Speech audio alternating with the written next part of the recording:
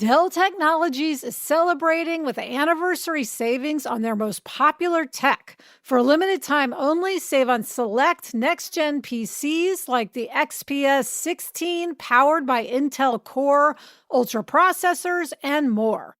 Unleash more possibilities with cutting-edge systems, our most advanced features, and great prices.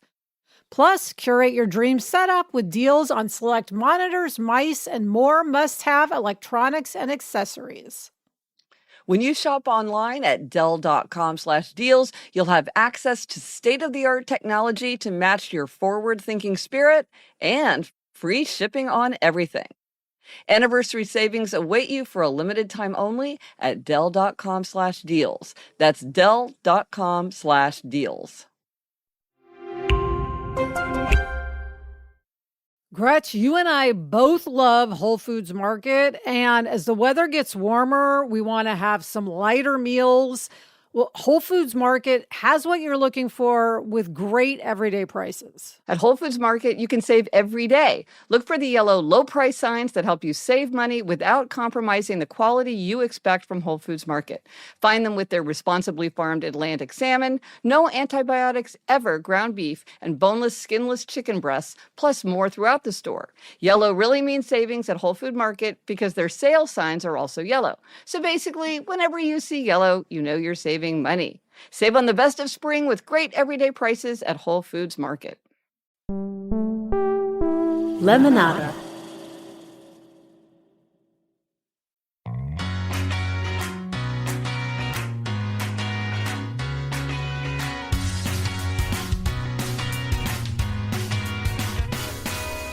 Hello and welcome to Happier, a podcast where we talk about ideas and strategies for how to make our lives happier.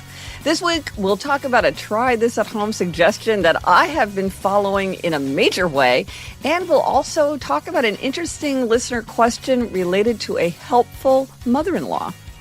I'm Gretchen Rubin, a writer who studies happiness, good habits, human nature, secrets of adulthood. Stay tuned for more on that.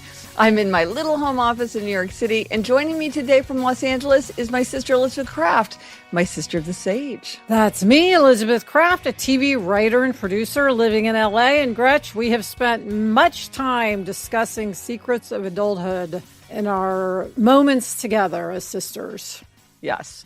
As always, you are my happiness guinea pig. Some might say happiness innocent bystander.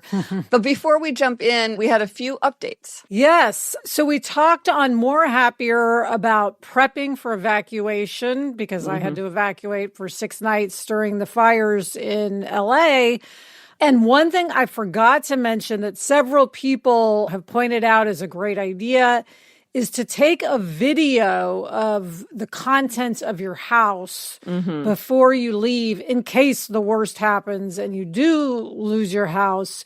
You have, for insurance, a record of your belongings. Yeah. I did not do that. I have not done that. Everyone could do that at any time. Yes. And just have that. And it's an easy way to document because it's going to be really hard to remember all of your belongings. Well, I realized that my album of now that I did for Life in 5 Senses serves that function. So I hadn't thought about that aspect. I did it for nostalgia purposes, but it's also good for insurance purposes. Yes, absolutely. And speaking of the 5 senses, Karamia wrote in, I love the podcast and have read most of Gretchen's books. Well, thank you. I have discussed your work with my mom on several occasions, but didn't realize how it had stuck with her until this Christmas. This year, for gifts, she decided to go with a 5 senses theme. Me, my brothers, and our partners all received a sight, touch, taste, sound, and smell themed gift from my mom. For example, my husband and I got a family membership to the zoo as our sound gift. We all got Gooder sunglasses as our sight gift. And my sister-in-law got Lululemon leggings as her touch gift. Some gifts were small, some were more extravagant, some were gifts to the couple, some were gifts to an individual. But it was all super fun. My mom even printed tags to tie to each present indicating which sense inspired the gift. Gold star to my mom for hearing me and adding an extra flair to Christmas morning. I thought this was so great, and it gives kind of a coherence and whimsy. Yes. Love whimsy. Love the 5 senses. What a great idea. Such a fun idea. And also when you're struggling maybe to figure out what to get someone, it gives you a direction to go in. Yeah. I love it. And I think the most fun thing is that she put the little tags on each gift. That is so fun. Yeah. Okay, and Gretchen, this comes from Sonia. She said, I discovered the Happier and Happier in Hollywood podcast during the pandemic and now listen to you both every week. Thank you, Sonia. I wanted to share a birthday gift that I asked for that is bringing me so much joy and definitely making me happier. I asked my children, ages 28 and 20, to think about the music that they listen to and then to curate a playlist for me of the music they enjoy that they thought I would also enjoy. Well, they each created a list of 25 songs that I just love. Bonus, my son-in-law also made me a list. Now I have 75 new songs from dozens of artists that I would likely not have discovered on my own and that I'm so enjoying listening to. I also think they really enjoyed the challenge of finding songs that I would like, and they all nailed it. Well, Gretch, I love this, not just the songs, but also it's like a bond, a connection with these people in your life. Like, oh, I love that song. Thank you so much. It's a way to stay in touch with culture. So like if something's important to your children, you can tap into it. It's the pleasure of the sense of sound. And, you know, it's also helping people to enjoy giving. Yeah. There is tremendous joy in receiving, but there's also great joy in giving. And sometimes people would love to give, but they don't know how to give in a way that you want. And by the way, this doesn't take any money. So I think that this is a brilliant idea for helping people to feel closer. Yes. And then this came from Malin from Sweden, and this is related to a Little Happier episode that really made me laugh. She writes, I listened to the Little Happier called The Power of Telling the Truth, and it made me think that you would appreciate the story about the sign at Helsinki Airport in November. So in that Little Happier, I talked about how the tourist slogan for the state of Nebraska for a while was, honestly, it's not for everyone. And the city of Oslo has a tourist campaign right now that is it even a city? And I'll post a link to the Little Happier where I talk about those and why I love them so much. But so this was what Helsinki Airport said in November. Nobody in their right mind would come to Helsinki in November, except you badass. Welcome. That was hilarious. Hilarious. Yes. So that was very funny. And now let's try this at home. It is to write your own secrets of adulthood. All right, Gretchen. Well, first, explain what a secret of adulthood is. And you wrote a book called Secrets of Adulthood. I did. So explain why you decided to write the book. Of course, I've been hearing you talk about it for maybe a decade. Yes. So one of the things I realized is sort of a lot of things converged at once. So one of the things that converged was that, you know, as Eliza and Eleanor were growing up, I kind of wanted to share with them the secrets of adulthood that I'd learned, usually the hard way, so they didn't repeat the mistakes that I made. You want to help people learn from your experiences. And then also, even more than sharing my knowledge with my daughters, I also wanted to remind myself of everything that I was learning, because I just find that over and over, I rediscover the same lessons. Yes. Over and over, I think to myself, Gretchen, remember, working is one of the most dangerous forms of procrastination. I have to learn that over and over, remind myself of that over and over. So I started writing them down. Ways to tackle a tough decision, ways to fight temptation, ways to calm down, know myself better. And I was also extremely attracted by the literary form of the aphorism. I've always loved the aphorism, and so I challenged myself to write these secrets in the form of an aphorism. Gretch, can I just say one of my favorite of your secrets of adulthood, which is also one of the most mundane, is that over-the-counter medicine works. Yeah. Over-the-counter medication is very effective, yes. Anyway, so explain, though, what is an aphorism? Right. Well, over-the-counter medication is very effective is what I would call a simple secret of adulthood. It doesn't truly rise to the level of an aphorism, but it's useful. So usually what an aphorism is, it's a concise statement that contains an expansive truth about human nature. So there are proverbs, which is kind of folk wisdom. So that's things that we've all heard, like you can't push a rope or a stumble may prevent a fall. They're not attributed to a particular person. They're just something we all know. But aphorisms, they're brief, they're sharp, they distill big ideas into a few words, and they are said by a person. Maybe it's Mark Twain, maybe it's Oscar Wilde, maybe it's Warren Buffett. Those are aphorisms. And so when I was coming up with my secrets of adulthood, I really wanted to frame them as an aphorism, try to really say them in a concise, elegant, interesting way, really distill them into the fewest amount of words and try to do it well.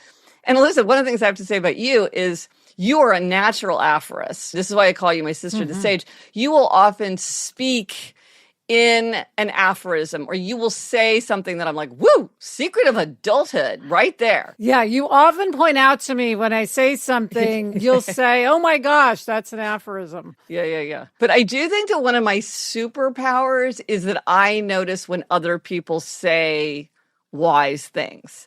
People often say wise things and don't even notice it, but I got my pen out. I pay attention. And so I gather these all the time from other people, and I'm also trying to write them for myself. And one of the things I really like about it is that this discipline of trying to say something very concisely really forces you to get clear on thoughts. You can't write it if you can't think it, and you can't think it if you can't write it. And so it's clarifying and fun. Yeah. Well, we have talked many times about how limits can actually boost creativity. Yes. Doing a haiku, which we've had to try this at home of write a haiku, can spark your imagination. Yeah. Or writing a sonnet, or having to do a 30-minute sitcom. These limits are what make your brain focus. Right. And that can make you more creative, which is maybe counterintuitive. You'd think rules make you less creative, but often they make you more creative. Well, and also making things shorter usually makes them better. Like you talk about how when you're shooting an episode,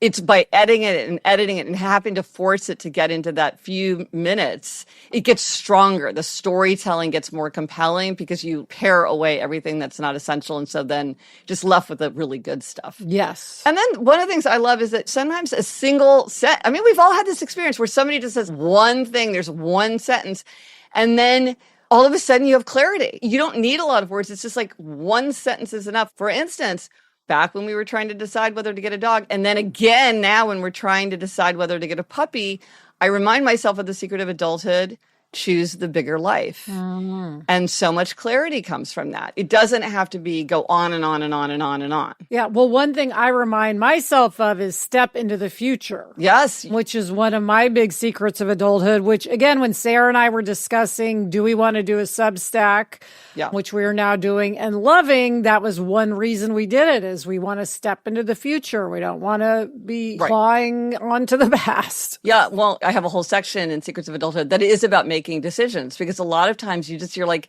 I can't decide the pros and cons. I can't figure out how to move forward. And then sometimes just one sentence will unlock that, or it will show you a different way to reframe a situation, or a different way to think about love, or, remind you of something. Anyway, it's super fun. And so my try this at home for everyone is to write your own. It is really thrilling to sort of have an idea, have an insight, and then write it down in a succinct way. Like, isn't it fun for you when I'm like, here's this secret of adulthood that you said that you don't even remember? Oh, yes. I love it. Yeah. Well, and it's funny, Gretchen, because there is a secret of adulthood that I have been living by lately. I mean, again, related to the Substack, which is the more I write, the more I write. Now, I'm sure I am not the person who invented that term, but I am embracing it because it really is true. Words lead to more words. Yes. But that's what's fun about Secrets of Adulthood is the most important truths are too important to be new. Right. So you're probably not articulating something that is startlingly new, but you say it in a new way. You say it in a fresh way. So for instance, Elizabeth, in Secrets of Adulthood, my book, my version of what you said is pouring out ideas is better for the imagination than doling them out by the teaspoon. So I basically was saying more or less the same thing you were, but you said it in a way that's right for you. And there's pleasure in that. So I think it's the pleasure of noticing what we've noticed and what we've learned. It's the creative pleasure of articulating it in an interesting way. And then it is something that you can give to somebody else. I mean, like, I have all these manifestos. I didn't even put the manifestos in Secrets of Adulthood, but I have the manifesto for podcasting, the manifesto for happiness, manifesto for habits. People often say, like, well, will you just send me your manifesto? Like, when people are starting a podcast, I'm like, you want to see our manifesto for podcasting? And they're always so eager for it because they're like, yeah, give me a concise version of everything you've learned. Yes. And it's powerful. Again, this isn't a secret of adulthood because it's so specific to us, but we will often say to each other, beware of banter. Yes, that is one of our secrets of podcasting. Maybe not a secrets of adulthood, but it's a secret of podcasting, which is a whole other thing we could do, the secrets of podcasting. Secrets of podcasting, yes. Well, I really think it's fun. Send them in, your secrets of adulthood. Yes. I have a giant trove. I have so many aphorisms that aren't secrets of adulthood. They're just what I would call observations. So what's in Secrets of Adulthood is really like things that you can use. They're lessons that you can learn. This is for graduates or people who are getting their first job or anybody, really anybody. And then I have ones that are bleak. And I'm like, nobody wants my bleak aphorisms, which are my bleak observations. So I love those out. Then I have just giant troves other people have written. Then I have my Proverbs of the profession. So I got these in all different ways. And so all this to say, send it my way. I love them. I think they are so fascinating. They're so illuminating, and they really reveal our observations as we go through life, and that's exciting. Yes, cannot wait to read those. Okay, Gretchen, so everybody can pre-order the book, which I have already pre-ordered, of course. You're such a good sister. Yes. I've said it 1,000 times. Every author says it. I'm going to say it again. If you're inclined to buy the book, pre-orders really do matter. They have a big influence on the fate of a book. And if you pre-order, you can get a personalized signed bookplate if you're in the United States or Canada. You can go to happiercast.com/secrets and you can learn all about the book and sign up for the personalized bookplate. Yeah, Elizabeth, I should start drinking out of my mug that you gave me that says pre-order early and often as a way to put that energy out into the world. That's right. Manifest. It was such a joy to write this book. I'm very excited to have it go out in the world. So let us know if you do try this at home and how writing your secrets of adulthood works for you. And what are your secrets of adulthood? We want to know. Let us know. And if you want everything related to this episode, it is happiercast.com/523. Coming up, we've got a reading happiness hack. But first, this break.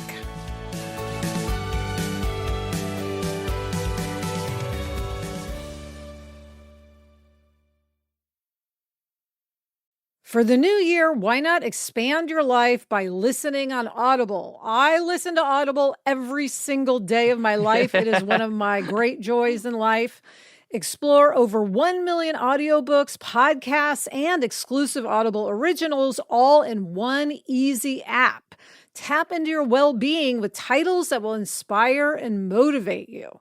You can find insight and expert advice on health, relationships, career, finance, and so much more.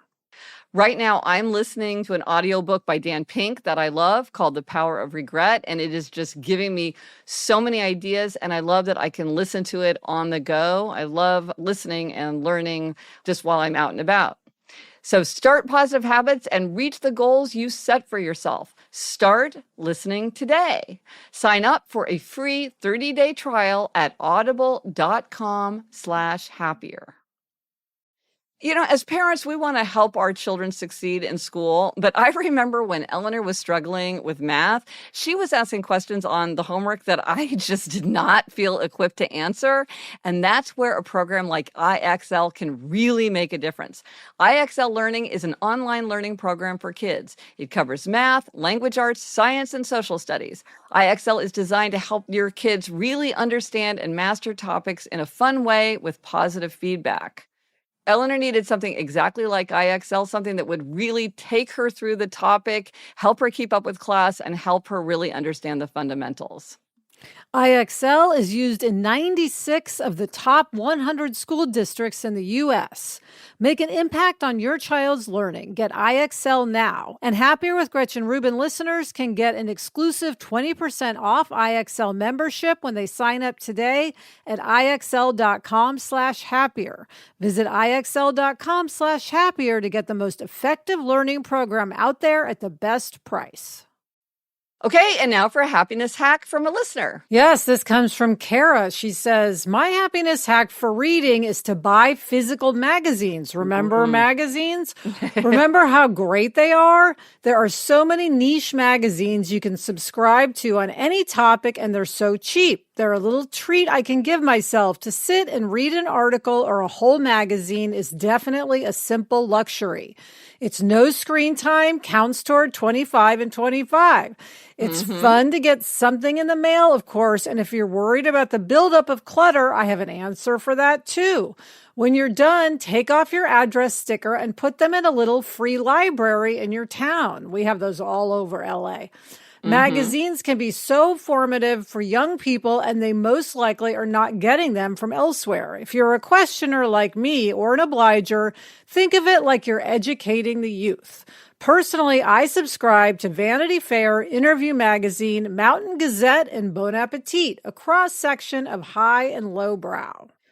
Well, how fun is this? Alyssa, do you subscribe to any magazines? We get a lot of magazines. No, I used to subscribe to the New Yorker, but I fell off of it. And I was just thinking the other day, because I was listening to an interview with David Remnick, I need to resubscribe. Okay, so I want to just rattle off some of the reasons why I think that this could be a really good idea for a lot of people. First of all, if you're trying to formulate a habit or like to throw yourself into an identity, often reading a magazine is a good way to do that, like Yoga Magazine or like Outside Magazine, because you're putting yourself in the mental company of other people who share your values and your aims, and that helps you build that identity. I am someone who does yoga. I am someone who cooks healthy meals. And we're all influenced by other people. That's the strategy of other people. And so just seeing what other people are doing, you get ideas, you get enthusiasm, you understand how to overcome hurdles. That helps you too. That's going to help you embrace that identity and those habits and behaviors because you're part of it. For many people who are doom scrolling or binge watching, it's a way to consume media that is limited. You can sit down and read a magazine, but you can't just infinitely scroll and check the comments and go and go and go. You go to the beginning and then you reach the end. Yes. It can be fun to rip out the pages. A lot of people love to do collages or vision boards, or they have children who like to make things. There's all kinds of things that we used to use magazines for. And now you're just like, I don't have those magazines. And she's doing it for her 25 and 25. This is also for hashtag read 25 and 25. You could be reading a magazine. Magazines count, especially something like the New Yorker, where it's incredibly well written, very long articles. It's a great form of reading. And so I think especially now when people are trying to like get away from their phones, but maybe you want to be really informed, but you're feeling overwhelmed by the news. Like I get The Economist, and that's a great source of news. I feel like I get a lot of information from it, but it's in a calm, information-rich way. And it's been fact-checked. Yeah, and The Week. The Week is like a roundup. It's very fun to read, but it's full of information. But I started page 1, and then I read to the end. It doesn't just infinitely continue. I'm informed, which is an important value, but I'm not overwhelmed. Yes, so great idea. It's sort of a throwback that we could bring into the future, which is magazines. It's like now that we aren't reading on paper, we need to remind ourselves to do so. Well, we should say you should recycle, of course, or give it so that other people can read it, which since they're not around as much, they probably are really excited to. Yeah. And as she mentions, this is a treat. This is another strategy. It's the strategy of treats. If there's some magazine that you find just delightful, then you save it for when you need a little treat, and then you've got a little treat. Or you could pair it with something like flossing. I can't read my favorite magazine unless I'm flossing. And Gretch, now we have a listener question that needs a Four Tendencies tip. In this discussion, we're going to be talking about the Four Tendencies, which is my personality framework that divides people into upholders, questioners, obligers, and rebels. We'll assume for this discussion that everybody knows what we're talking about.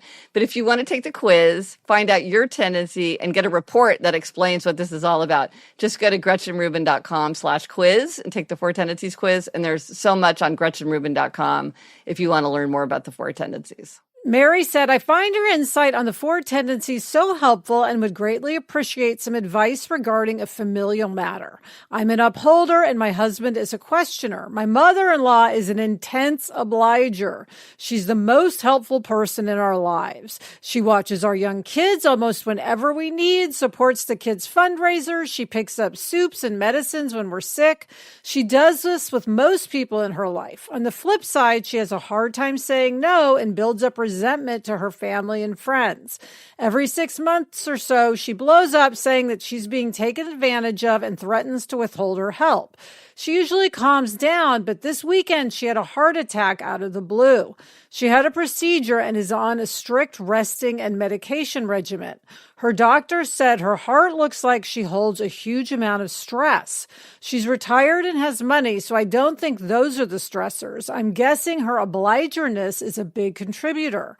I know the heart attack is not anyone's fault specifically, but as an upholder and questioner, my husband and I sort of both assume people will say no if they don't want to help or are burnt out. She does not usually say no. I don't want to cause her undue stress, and I'm unclear how to navigate forward. Oh, I have so many thoughts. Interesting. So here we go.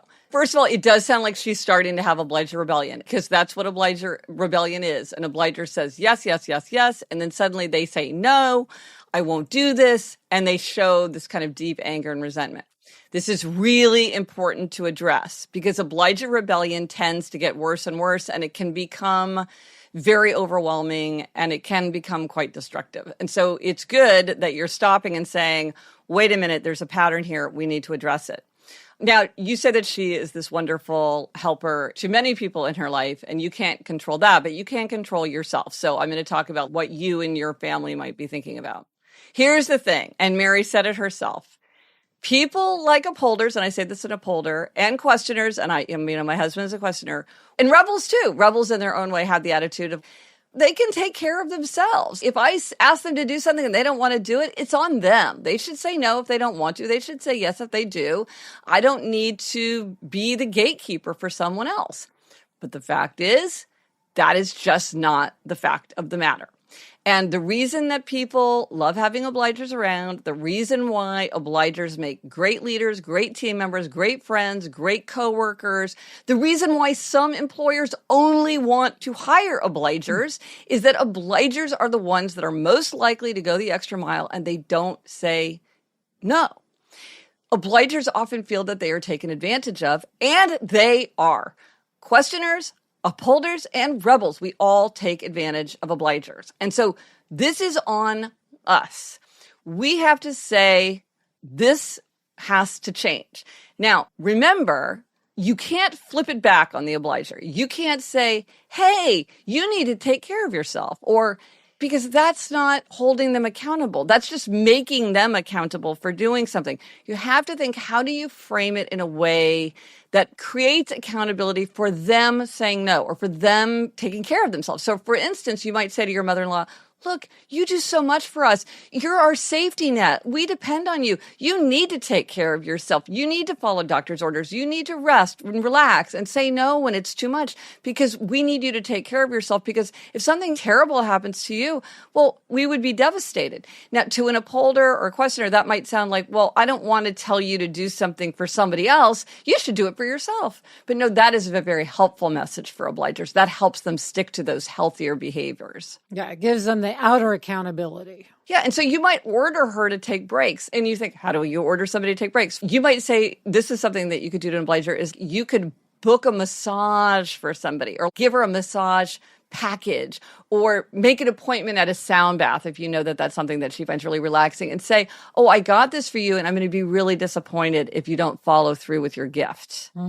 Because now that you've created outer accountability for her doing something that is signaling that you are trying to give her rest and give her relaxation. And then, Gretch, you could also do tasks for her to show your appreciation, which would ease that resentment, right? Yeah, part of it is, and again, there's a lot of variation for obligers, but a lot of it with obligers is if you are signaling that you appreciate, if you are signaling, I'm not taking advantage of you, I'm not taking you for granted, so I'm going to do these things for you, even if it doesn't even out, or you're not able to sort of reciprocate equally, the fact that you're making the gesture that you are trying will count for a lot in terms of this building resentment. Because it's not like, I do everything around here and nobody ever does anything for me. It's, we want to do things for you. We want to try, but don't leave it to her. If there's anything we can do, just let us know. Okay. Yeah. That's just work for her. Now you've just put another burden in her lap. You need to say, hey, we're going to the store. Do you want us to pick up any groceries? Or,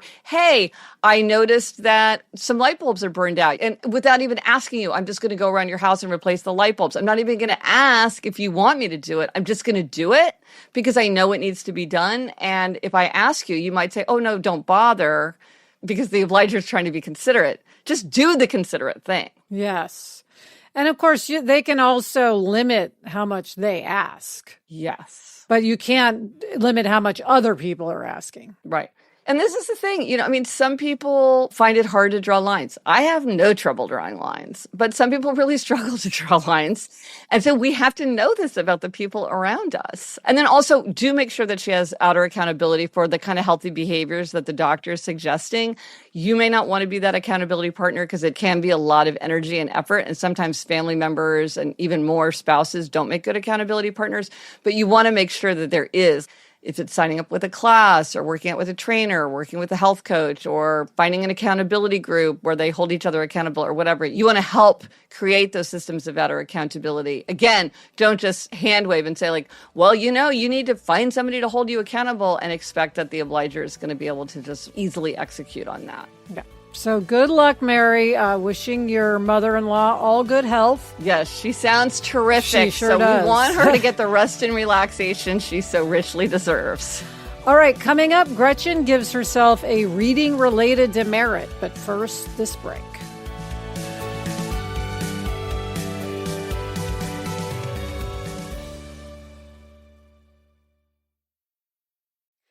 Medik8 is a clinically proven British skincare brand known for age-defying results. All Medik8 products undergo clinical testing and have amazing before and after results, and their dermatologist recommend it. Like us, you may have been hearing all about growth factors as the must-have anti-aging ingredient. Well, we were so excited to discover this product which has growth factors. Growth factors are naturally occurring proteins in the skin that support overall skin health and can help promote younger, healthier-looking skin. However, growth factors applied topically are less likely to penetrate into the deeper layers of the skin until now. Medik8's liquid peptides advanced MP face serum is clinically proven to diminish the appearance of expression lines in just 10 minutes and deep-set wrinkles in 8 weeks. Medik8's Liquid Peptides Advanced MP Face Serum is available online at medik8.us. That's MEDIK and the number 8.us. Use code HAPPIER20 for 20% off your order. So, Gretch, as the weather gets warmer, I think a lot of us want to eat lighter meals, and Whole Foods Market has what you're looking for with great everyday prices. I love their 365 by Whole Foods Market brand. It's their house brand, and it has tons of spring essentials at daily low prices that will really put a little spark to your plate. They have brunch classics like juice, organic bagged salad kits. You know I love a salad kit, smoked salmon, goat cheese and sandwich bread, plus smoothie ingredients like almond milk and organic frozen fruit blends, which I love to use for Jack's smoothies. At Whole Foods Market, you can save every day. Look for the yellow low price signs that help you save money without compromising the quality you expect from Whole Foods Market. Find them with their responsibly farmed Atlantic salmon, no antibiotics ever ground beef, and boneless, skinless chicken breasts, plus more throughout the store. Yellow really means savings at Whole Foods Market because their sale signs are also yellow. So basically, wherever you see yellow, you know you're saving money. Save on the best of spring with great everyday prices at Whole Foods Market. Okay, Gretch, we are back with demerits and gold stars, and this week it is your week for a happiness demerit. Okay, this is a classic. And, speaking of using a magazine so you don't just scroll and scroll and scroll. So I was just lying around, perfectly good reading time, but I just didn't feel like getting up. I was very comfortably situated on the sofa, and I just sat there scrolling on my phone for like 20, 30 minutes. And it was so unsatisfying in the end. And if I had just got to my feet, walked to the other room, got my book, settled back down, it would have taken 1 minute. And then I would have had a good chunk of reading that I would really have enjoyed on a book that I was loving. Yeah. Sometimes you're like, I don't feel like getting up. You just need to get to your feet. Yes, get that book. Get that book. How about you, Elizabeth? What's your gold star? Well, I have a reading-related gold star, Gretchen, for our listener, Allie, who also, by the way, went to one of the retreats Sarah and I have done for Happier in Hollywood. Oh, fun. She sent me 2 great book suggestions, and it's just funny because I'm like, it's not often that someone sends you 2 books and you're like, I must read these immediately. Yes, exactly. One is Code Girls, the untold story of the American women who secretly broke codes in World War II by Liza Mundy. And she sent that because I'd read another book by her about women in the CIA. So I cannot wait to dive into Code Girls. And then she also sent the rec that I should read The God of the Woods by Liz Moore, which, Gretchen, funny enough, when I took your reading quiz to suggest books, that was one of the books it suggested. So those 2 books are going to be my next 2 books. So fate is telling you to read The God of the Woods. So thank you, Allie, for the great book suggestions. Love reading tips, especially when they really just resonate. Oh, that's great. Yes. Nothing gets a bigger gold star than the perfect reading recommendation. Well, the resource for this week, Elizabeth, you just mentioned it. If you want to take this quiz that you just answer 4 questions and you get a profile for the next book that's going to fit your mood, it suggests 3 to 5 novels that might be just what you're looking for if you go to happiercast.com/next novel. And when I posted my graphic from the quiz online of what my results were, and I got so many additional recommendations. And like you said, they were so spot on. One is A Fine Balance by Rohinton Mystery, which I own it and I've been meaning to read it forever. So I was like, I really want to read A Fine Balance. Thursday Next by Jasper Fforde. I've read another book by Jasper Fforde, which I loved. So reminded me that I want to read more of his books. And then Jonathan Strange and Mr. Norrell by Susanna Clarke. I read this book when it came out. That's decades ago. And I love Piranesi by Susanna Clarke so much that this reminded me I should really go back to that book because I don't even really remember it. And given the fact that Piranesi is one of my all-time favorite novels, I should reread this one because it was a hugely popular book at the time. So it made a big splash. So all 3 of these were great recommendations for me. But again, if you want to take the quiz, it's happiercast.com/next novel. And speaking of what we're reading, in addition to all this, Elizabeth, what are you reading? I am still reading Fruit of the Dead by Rachel Leon. And I'm reading a book, Elizabeth, this might sound interesting to you too. Give War and Peace a Chance, Tolstoyan Wisdom for Troubled Times by Andrew Kaufman. And that's it for this episode of Happier. Remember to try this at home. Write your secrets of adulthood. Let us know if you tried it and if it worked for you and what were your secrets of adulthood. We want to know. Thank you to our executive producer, Chuck Reed, and everyone at Lemonada. And you know what to do. Rate us, review us, follow us. If you like the show, tell others you know. That's how people discover our show. Until next week, I'm Elizabeth Kraft. And I'm Gretchen Rubin. Thanks for joining us. Onward and upward.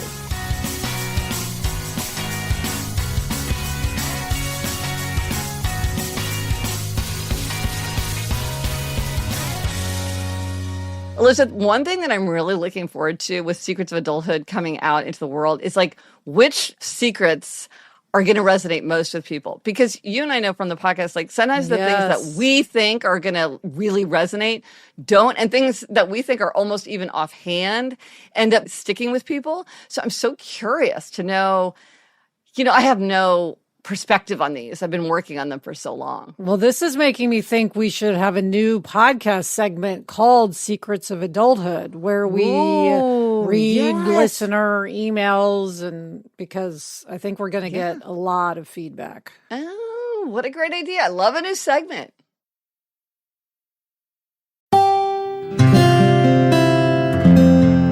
From the Onward Project.